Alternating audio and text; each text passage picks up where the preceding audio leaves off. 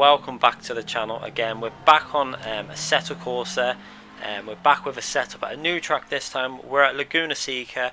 I haven't done any setups on this track. This was my first time visiting this track on this game. Obviously I know the track very well from a lot of other games like iRacing and Project Cars.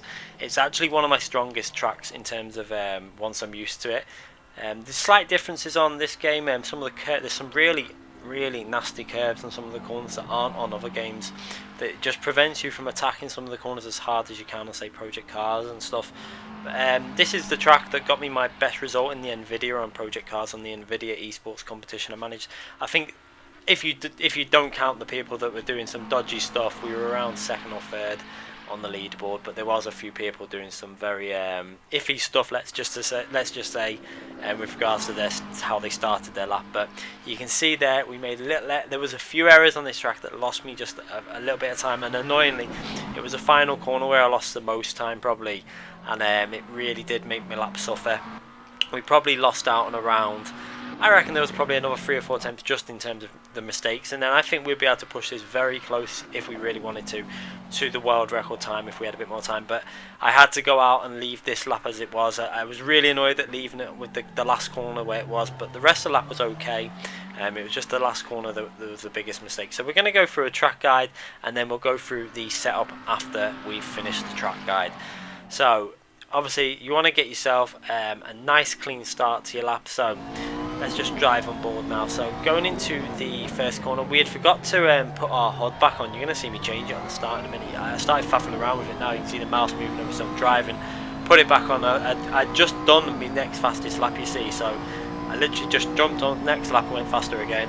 So going into the corner, braking on that number 3 ball, pretty much just a fraction short on your first lap. On the second lap you can brake a little later, down into second gear and accelerating out this corner in second gear. I like to take that corner nice and tight and get the car over to the left, down into third gear, let it coast through the corner before putting maximum throttle down when you know there's enough grip to get away without running wide, into fourth gear and just let it drift into that corner slightly on the power as early as you can, and then you're going to work your way up to this next left-hander, a tricky corner, braking just before the number 2 board, down into third gear, try and get the left-hand tyre to skim the apex of that curve on the power as early as you can, working your way up now the hill, and another really tricky corner, downshifting into fourth, just past the second board on the right, and then we ran a little bit wide. You can see the ghost start catching us a bit slightly, maybe lost about a tenth there on that one corner due to the acceleration, down into second gear for the tricky corkscrew, then into third gear, cut some of that corner off. You can get away with cutting the corner off, the game will not give you a track invalidated lap for that. Staying in fourth gear, I like to take that corner really tight, I don't like to run it out wide, then down to fourth gear and then try and skim the apex of this curve and get on the power as early as you can without running wide. Then we're going to brake before the second board. We braked a little late, you can see there we had to really slam on and just about save the lap, but we lost quite a big chunk of time on that lap. I mean, the ghost behind us had made an error on that corner as well, and it still caught us up. We went over the line on a 121.7, but we had potential. I think we could get this down to a 21.2 to 3, which would only put us a few tenths behind the world record time currently on the RSR leaderboard. This lap was only about 7 tenths behind anyway, but obviously there was a few errors on it, so the setup is definitely there. It's just a case of getting the lap together now, I think. So obviously with regards to gears, you're going to run very low gear ratios, so you want short gaps in between each gear. With regards to tyre pressures, we basically got the tyre pressures so that it was obviously running 26 psi throughout the whole lap as much as we could. Your rears will slightly go up to 27 on a few occasions. However, this is a compromise I made just to keep the overall balance of the car. With regards to the litres of fuel, 5, that was just purely because I wanted to do 2 laps. It's only about, I think you only use just over 2 litres a lap of fuel, but I put 5 in because the second lap was actually faster when the car was a bit warmed up in terms of brakes and the tyres.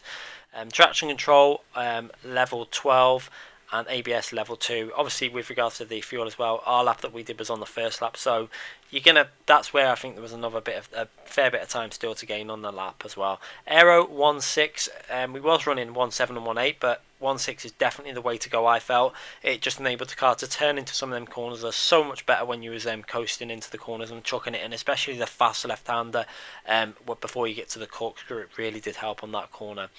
Camber angles, we adjusted these basically I tried to go in higher on the rears, but it just didn't seem to work out. It just created understeer, so that's how we left them. And toe, we had to increase the toe very slightly from what we had. Also, with regards to the front toe, for some reason, I prefer this Mclaren 650S with a very slight positive front toe. It just seems to really help me out when I'm driving the car. Did try negative, but it just tended to give me oversteer when getting on the power very early. Maybe it's just something to do with my driving style, but that's how I liked it with this setup. Also, another point to make with regards to obviously your cambers is when you're going to be putting more fuel in, your ride height is going to drop, so you will need to pay attention to your cambers and etc. So you will need to slightly adjust them for heavy runs of fuel if you're going to do a long race, etc. With regards to the damper settings, we did make some very slight changes from the Spa setup, obviously because it's a different track. We ran a lot softer on the rear compared to Spa on the bump, but the only real difference on the rebound was very minimal changes. There wasn't much in terms of differences because it actually felt fairly nice on this track, which actually surprised me.